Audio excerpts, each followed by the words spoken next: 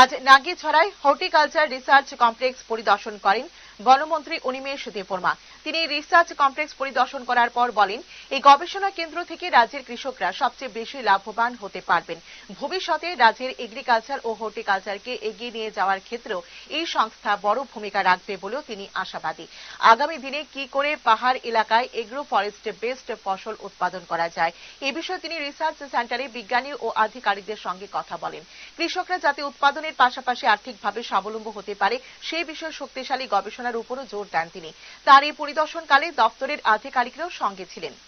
আমাদের রাজ্যের মধ্যে রাজ্য সরকারের তত্ত্বাবধানে এত সুন্দর একটা গবেষণা কেন্দ্র এখানে আছে, এখান থেকে কৃষকরা কি পরিমাণে যে লাভবান হতে পারে, I can't tell in figure কত টাকা বা কত কোটি টাকা এখান থেকে করা যাবে, কিন্তু ভবিষ্যৎকে এগ্রিকালচারকে হর্টিকালচারকে এগিয়ে নিয়ে যাওয়ার একমাত্র সংস্থা এই এইচআরস, এবং এটাকে যত আমরা গুরুত্ব দেব আমাদের রাজ্য কৃষিতে বা বাগিচা তৈরির ক্ষেত্রে আমরা অনেকটাই এগিয়ে যাব। এন্ড আমাদের এখানে কৃষকদের মূল প্রবলেমটা কি হচ্ছে, যে আমাদের ফসল বিক্রি করে আমরা সেই মাত্রায় রোজগার করতে পারছি না।